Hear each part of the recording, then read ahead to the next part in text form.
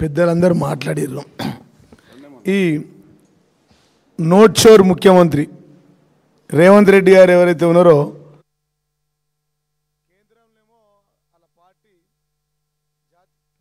జాతీయ party, అక్కడనేమో Rahul Gandhi note షోర్ గురించి మాట్లాడతాడు. ఈయనేమో ఈడ ఓట్ షోర్ చేసి ఆయన ఓట్ షోర్ బీజేపీ చేస్తుంది అంటాడు. ఈయనేమో ఓట్ షోర్ కాంగ్రెస్ వాళ్ళు చేస్తారు.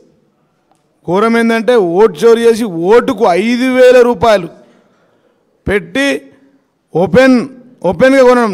ఈరోజు సాయంత్రం వరకు విచ్చలవిడిగా దేశ చరిత్రలో స్వాతంత్రం వచ్చినప్పటి నుంచి, నేను చూసినప్పటి నుంచి, నాకు తెలిసినప్పటి నుంచి అయితే ఇంత ఘోరమైన ఎన్నికలు ఎప్పుడు జరగలేవు.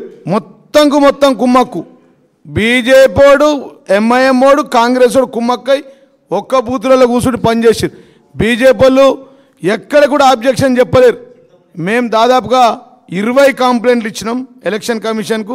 ఈరోజు ఉదయం నుంచి అయితే అనేక లైవ్ వీడియోల ద్వారా, దీంట్లో ఛార్జింగ్ అయిపోయింది, ఎలక్షన్ ఇక్కడ ఆర్ఓకి ప్రతి గంటకి లొకేషన్తో, జీపీఎస్ లొకేషన్తో పాటు ఎక్కడ ఎంతమంది ఏ ఫంక్షన్లో, SS function hall, Nazeer function hall, Karwan ప్రాంతం ఉన్నటువంటి ఫంక్షన్ హాల్లో పెద్ద ఎత్తున వాళ్ళందరిని దించి, పక్కన ఉన్నటువంటి మహిళలను దించి, మరి బోగస్ ఓట్లు, విపరీతమైన బోగస్ ఓట్లు మేము స్వయంగా చూసినాం. అక్కడ ఉండి పెద్ద ఎత్తున ఈ ఏదైతే బోగస్ ఓటింగ్ జరిగిందో ఇది నిజంగా ప్రజాస్వామ్యాన్ని కూని చేసే విధంగా జరిగిందని చెప్పి సందర్భంగా తెలియజేస్తూ, మరి రేవంత్ రెడ్డి దీనికి ఖచ్చితంగా రేపు రానున్న రోజుల్లో బాధ్యత వహిస్తాడు.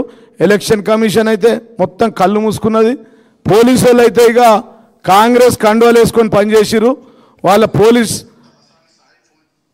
వాళ్ళ ఏదైతే పోలీస్ జీపులలో వాళ్ళని తీసుకొని 20, 21, 22 బూతులలో 40, 41, 42 బూతులు నేను ఉన్నా.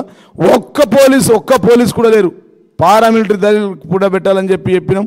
20 సార్లకు పైగా మరి శ్రావణ్ అన్న, మేము అందరం కలిసి, హరీష్ అన్న, అందరూ, కేటీఆర్ గారు కూడా కలిసి కంప్లైంట్లు ఇచ్చాను. ఎక్కడ కూడా ఒక చిన్న యాక్షన్ తీసుకోలేదు. కాబట్టి దీన్ని తీవ్రంగా ఖండిస్తూ ఉన్నాం. దీనికి బాధ్యత వహిస్తాడు మరి రేపొద్దున ఈ రాష్ట్ర ముఖ్యమంత్రి అని చెప్పి, ఈ నోట్ షోర్ ముఖ్యమంత్రిగా పర్మనెంట్గా ఉండబోతుందని చెప్పి సందర్భం తెలియజేస్తాం. Thank you.